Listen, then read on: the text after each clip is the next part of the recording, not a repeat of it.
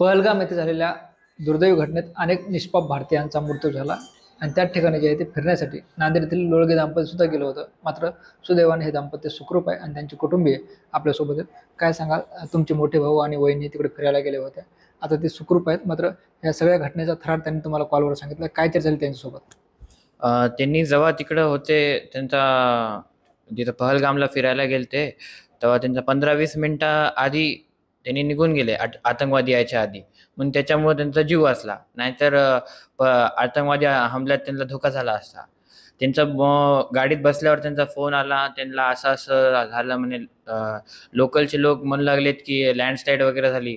पण माझ्या भावानं जेव्हा रूमवर घेऊन वायफाय वगैरेवर बघितलं, तेव्हा ते तिथं आतंकवादी हमला झालता.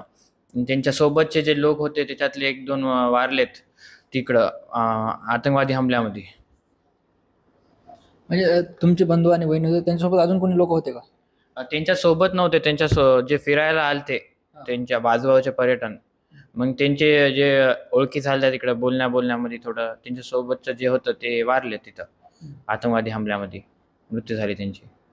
म्हणजे हा सगळा हल्ला झाल्यानंतर तुमचं आणि तुमच्या बंधूचं कसं बोलणं झालं फोनवर? त्यांनी मला फोन केलता गाडीत बसल्यावर ड्रायव्हरच्या फोननी. आम्ही निघालो म्हणून इकडं आता हॉटेलला चालल्या म्हणून.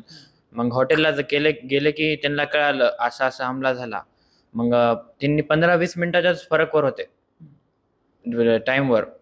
तर 15-20 मिनिटं पहिले होत नसले असते तर त्यांना धोका झाला असता.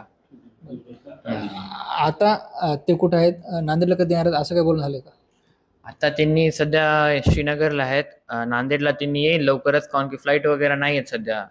जेव्हा जी पहिली फ्लाईट भेटेल नांदेडसाठी किंवा दिल्लीसाठी ते तिकडून निघून जाईल. आता सध्या फ्लाईट सगळे फुल वगैरे आहे. टुरिस्ट वगैरे सगळे फ्लाईट घ्यायलेत म्हणून. आणि कारने येणं is not possible from there. आज काय बोलणं झालं तुमचं?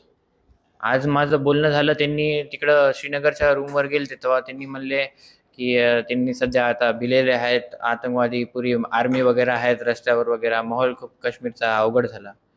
मग त्यांनी म्हणले, मी म्हणलो काय घाबरायची चिंता करू नका. आपले जे भाजपाचे लीडर आहेत ते सगळे बघायलेत आपल्याकडं. परवा काल अमित शहा पर्सनली आलते पहलगाममध्ये बघायला. मग त्याच्या हिशोबाने त्यांना धैर्य भेटलं. नांदेडमधून त्यासोबत अजून कोणी कपल गेले का, हे दोघंच गेले होते? नांदेडमधून ह्यांनी दोघंच गेलते सोबत. म्हणजे यांनी कपल टूर घेतला होता पॅकेज. दोघंच गेलते नांदेडमधून. म्हणजे आता ते दोघं पण सुखरूप आहेत? आता ते दोघं सुखरूप आहे त्यांच्या रूम मध्ये, हॉटेलमध्ये. बाकी बाहेरचं वातावरण काश्मीरच्या खूप खराब आहेत.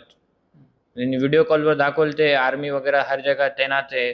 आतंकवादी सापडायलेत, हे करायले सगळं बघायलेत. साधारणपणे ते नांदेडला कधी वापस येतील का, सांगितलं का? त्यांनी नांदेडला येईल बघा 2-3 दिवसात. त्यांना जेव्हा फ्लाईट अवेलेबल झाली तेव्हा येईल त्यांनी. कारण की आता तिकडून निघणं पॉसिबल नाही आहे. तिकडचे आमचे जे हे टूर मॅनेजमेंट केदार नांदेडकर, त्यांनी काय म्हणले की हॉटेलला राहिलं तर तुमचं चांगलं राहील म्हणे, सेफ राहाल म्हणले. जेव्हा एकदम सिच्युएशन अंडर कंट्रोल आली तेव्हा तुम्ही फ्लाईट घेऊन निघून जा म्हणले. तसं काय विषय नाही. निश्चित आपण बघतोय काश्मीरच्या हल्ल्यात जे आहे ते कृष्णा लोळगे आणि त्यांच्या पत्नी जे आहेत ते अडकल्यात. मात्र त्यांचे बंधू या ठिकाणी आपले संवाद साधत होते. दोघंही सुखरूप आहेत आणि जेव्हा त्यांना फ्लाईट भेटेल तेव्हा ते नांदेडला येतील, अशी प्रतिक्रिया त्यांनी दिली. ज्ञानेश्वर लोंढे, TV9 मराठी, नांदेड.